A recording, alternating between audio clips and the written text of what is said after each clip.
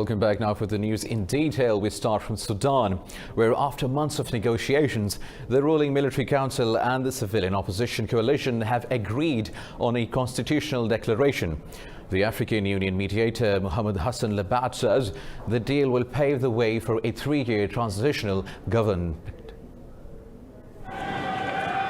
The long-awaited deal on the constitutional declaration triggered celebrations across Sudan.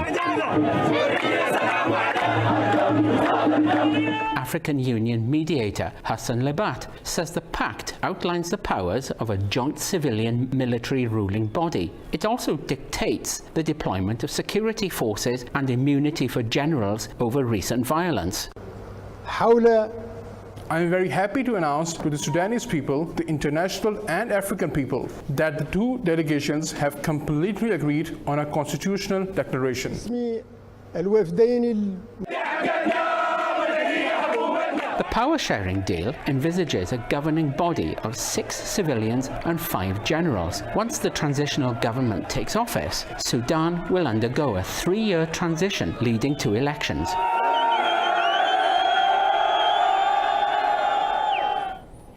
Now, for more on this story, we are joined by Dr. Marwa Jibril. She is an active member of Sudan's doctors' unions in London. Thank you, Jibril, for joining us on Indus News. So let's begin with the talks which have been mediated by Ethiopia and the African Union. So, Jibril, what role has been played by each of them, and why did it take so long to reach a deal between the military and the protest leaders? Thank you for having me.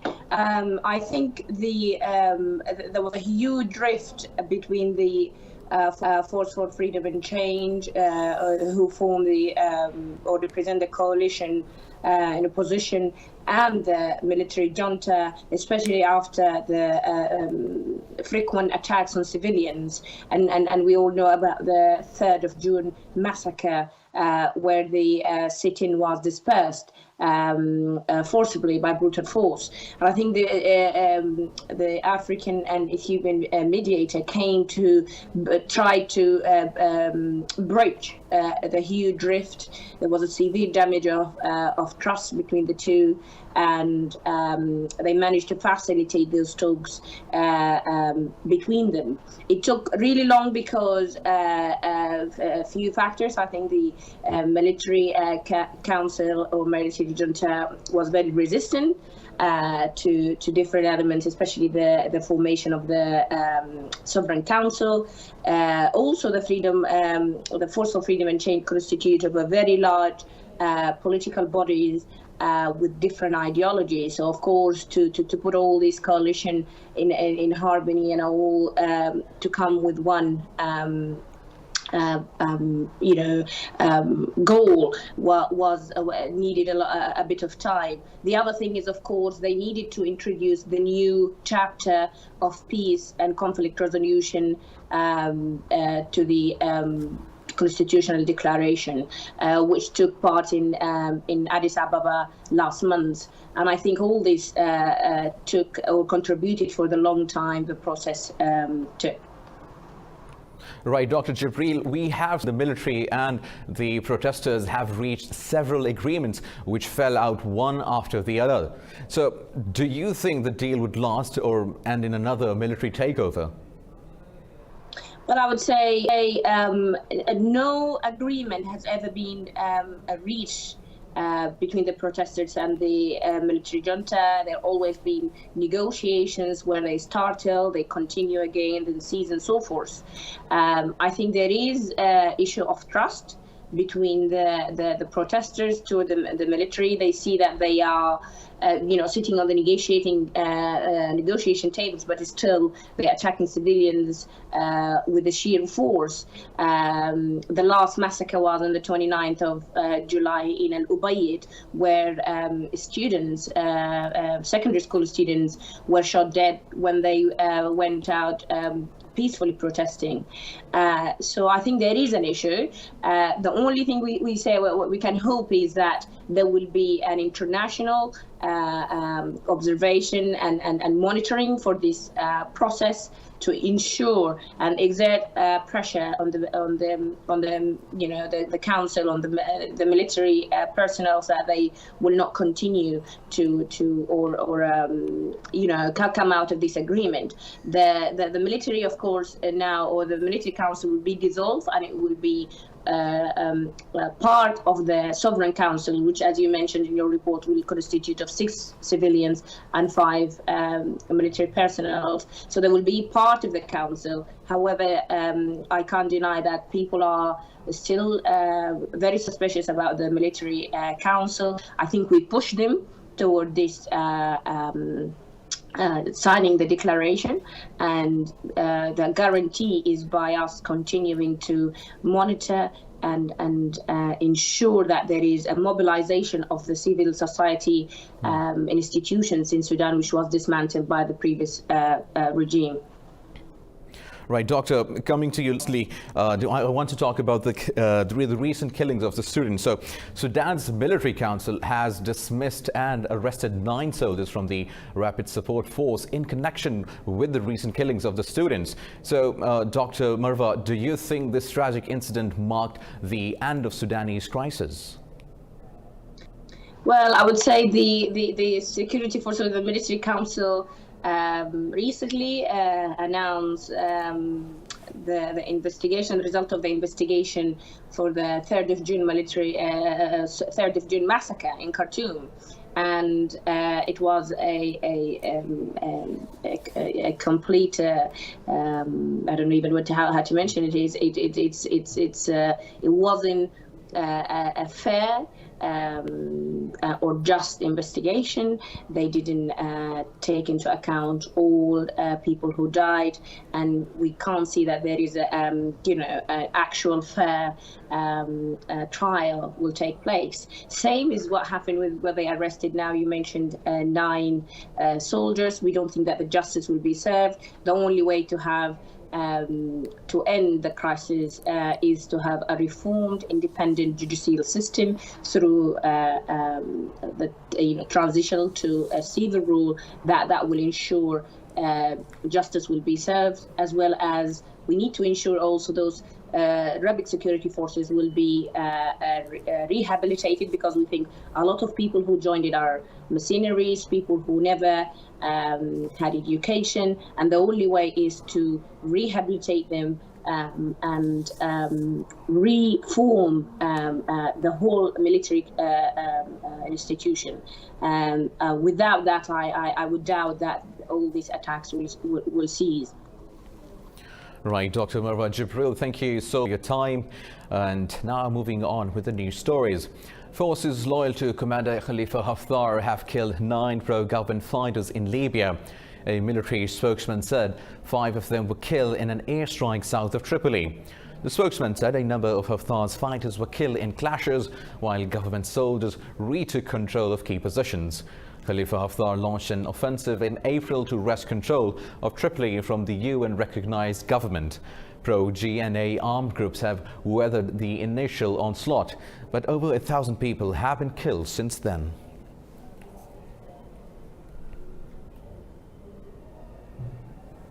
Meanwhile, Libya has planned to close 3 of its biggest migration detention centers in the cities of Misrata, Tajuro and Homs. This comes following the UN's concerns over the inhumane living conditions as well as deadly shipwrecks on the Mediterranean. Parliament's member Mohammed Amir says the country cannot afford to host more migrants with an already struggling economy. The United Nations called for all refugee detention centers to be closed, saying the facilities are not fit to house migrants. It has also raised concerns about recent deadly shipwrecks as migrants try to escape the country. Only last week, over 150 people drowned in the Mediterranean after they left Libya for Italy.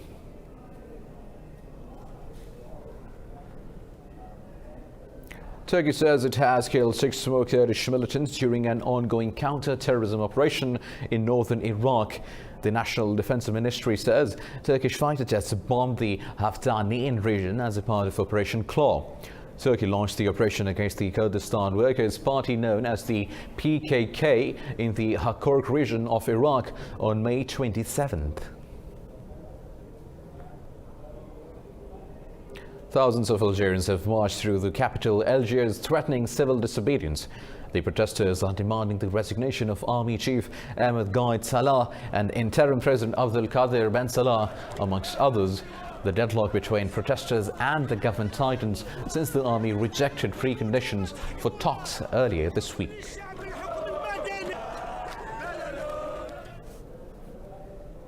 Now, 3 Talibans have been killed in an airstrike in western Farah province. The Afghan Defense Ministry says the shadow Taliban governor for Farah, Mullah Abdul Bari, was among the dead. The ministry did not say whether the raid was carried out by the Afghan Air Force or NATO-led coalition forces. The United Nations says over 1,500 civilians were killed or wounded in the Afghan conflict in July. A report by the UN Assistance Mission in Afghanistan says this is the highest monthly toll so far in 2019 and worst single month since May 2017. The United Nations says attacks by the Taliban and other anti-government groups have intensified the conflict. Meanwhile, talks between the United States and Taliban have resumed in Doha amid hopes of a peace deal. A withdrawal of US forces and a Taliban pledge to prevent terrorist attacks from Afghanistan have dominated the discussions. US Special Envoy Zalmay Khalilzad says the Taliban are signaling they would like to conclude an agreement. It says the US is ready for a peace deal, allowing it to withdraw forces from Afghanistan. Khalilzad says a US troop withdrawal would depend on conditions in the battle-scared country.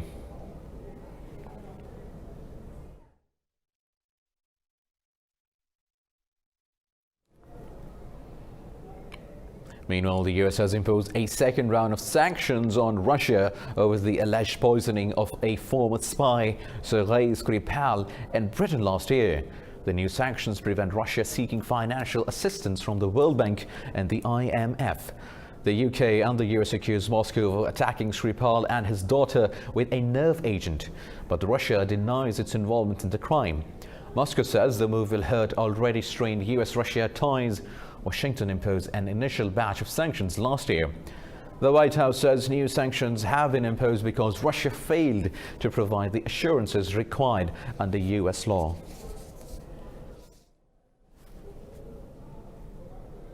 North Korean leader Kim Jong-un has once again inspected the test firing of a newly developed rocket system. This comes a day after Seoul said Pyongyang fired at least 2 short-range projectiles into the Sea of Japan. North Korea has been testing missiles despite June 30 meeting between US President Trump and Kim, where the two agreed to revive stalled talks. Downplaying the North Korean missile test, President Trump said Kim will not want to disappoint him. The president said Kim has a beautiful vision for his country.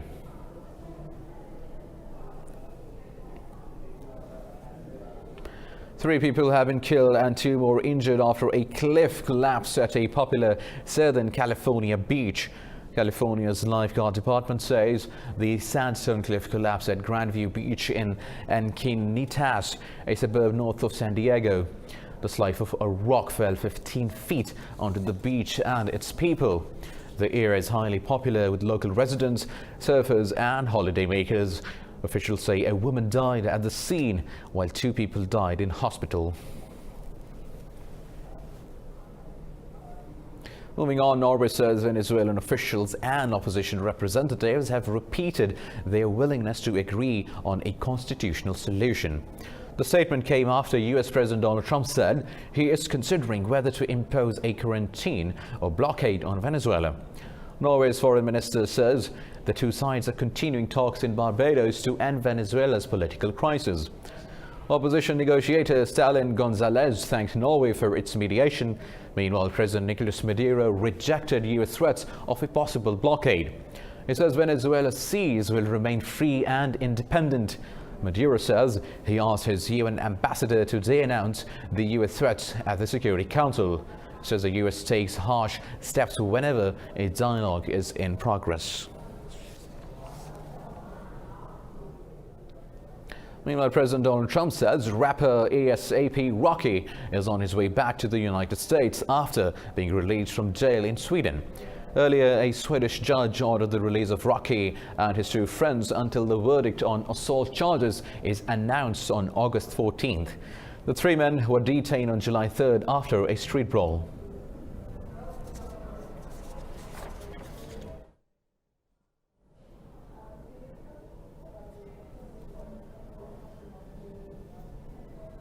India's Supreme Court says mediation has failed to bring about a settlement in the Ayodhya land dispute case.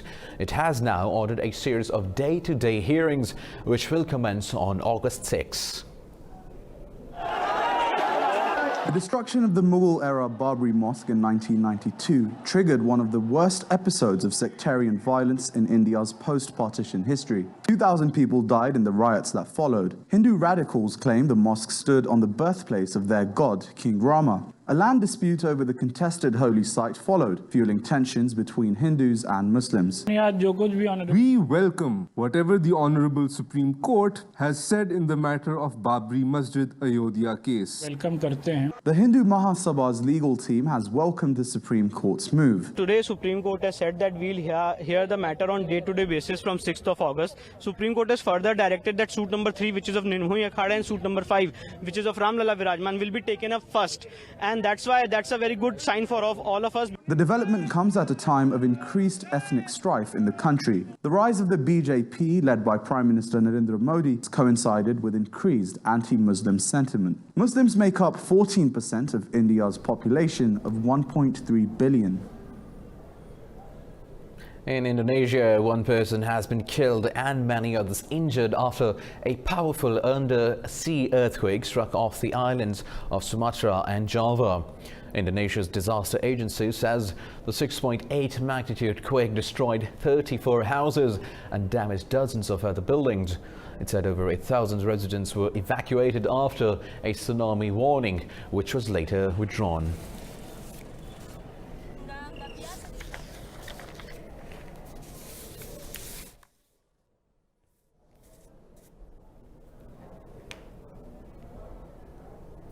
The President-elect of the European Commission has proposed a new pact on migration and asylum seekers. Ursula von der Leyen met Italian Prime Minister Giuseppe Conte in Italy. EC President Leyen and Prime Minister Conte discussed migration and overcoming political division. She said migration is inherent in the globalized world and it will not go away. Leyen said Europe needs a new kind of burden-sharing framework with countries like Italy, Greece and Spain. These countries are geographically more open to migration. Especially when it comes to burden sharing. Yes, indeed, I think we need a new kind of burden sharing. And I'm aware of the fact that countries like Italy, like Greece, like Spain are in an exposed geographical position. Meanwhile, in Mexico, the government has opened a shelter for migrants in the border city of Ciudad Juárez. The facility is meant to house Central American people waiting for their asylum claims to be processed by the U.S. More in this report. The US has sent over 15,000 Central American people to Mexico since January. This means having to build shelters like the Leona Vicario Integral Center for Migrants. In June, Mexico made an agreement with Washington to cut the number of migrants traveling from Central America to the US. What we are doing is fulfilling a promise signed between the governments of Mexico and the United States for a larger issue, which is to avoid any intention at that time of the so-called tariffs. US asylum cases can take years to reach a conclusion. Large backlogs mean scheduling a simple hearing can take months. Well, I walked to the United States, but no, they sent us back here to Mexico with no hope, with no place to stay, but rather out here on the street. They just sent us to the bus station, and that was it. And we're here for nothing, with no hope, because they don't have a shelter for us. All this is taking place under a US policy called the Migration Protection Protocols. Human rights groups have condemned the program, saying it endangers migrants by putting them in some of Mexico's most violent cities. They say children are particularly at risk, especially to gang recruitment and sexual abuse. The southern Spanish town of Bulletin is now home to the world's second largest geode and the biggest in Europe. From Monday, the spectacular cave will be open to the public. Find out what makes it so special in this report.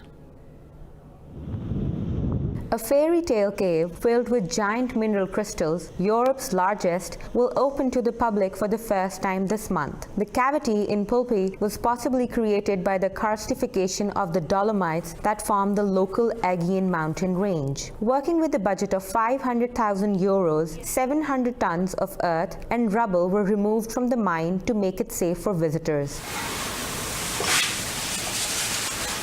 The giant geode of Piedra de Jaravia in Bulletin is discovered in 1999 by a group of mineralogists from Madrid. And almost 20 years later, the dream has come true and is going to open to the worldwide public. According to Fernandez Amo, Bulletin's blue geode is another element of interest. The geologist says the blue hue is from the presence of strontium. The cavity was once over 20 meters high in size, but was largely destroyed by mining activities. The site has been a working mine from the middle of the 19th century.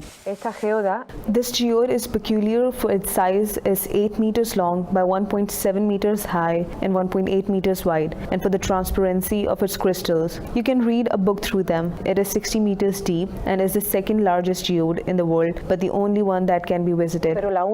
Underground cathedrals reaching a height of up to 40 meters and the clothing worn by 19th century miners form part of the attraction.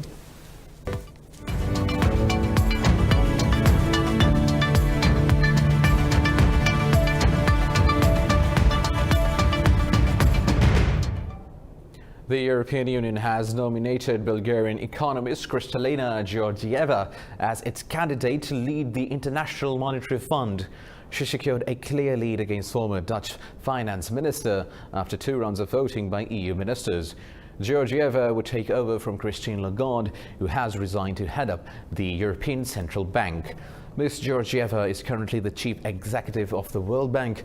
Georgieva says she will take an absence leave from her World Bank responsibilities during the IMF nomination period. Candidates for the head of the IMF must be put forward by September 6th. The IMF plans to select its new chairperson by 4th of October. Now, South Korea says Japan has crossed a line by removing Seoul from its list of favored trading partners. Prime Minister Lee Nak-yeon says Japan's action threatened free trade and economic cooperation.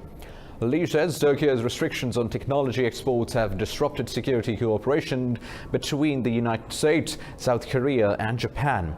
He says Seoul has been left with no other option than to respond sternly. Lee says South Korea may consider revoking a military information sharing pact in response.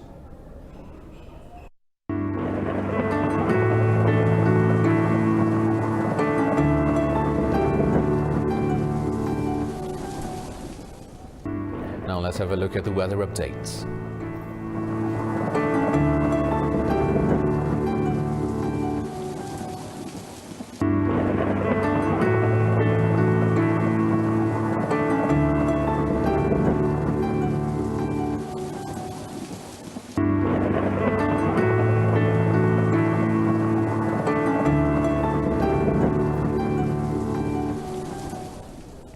Well, that's all for now. For more news and updates, keep watching Indus News.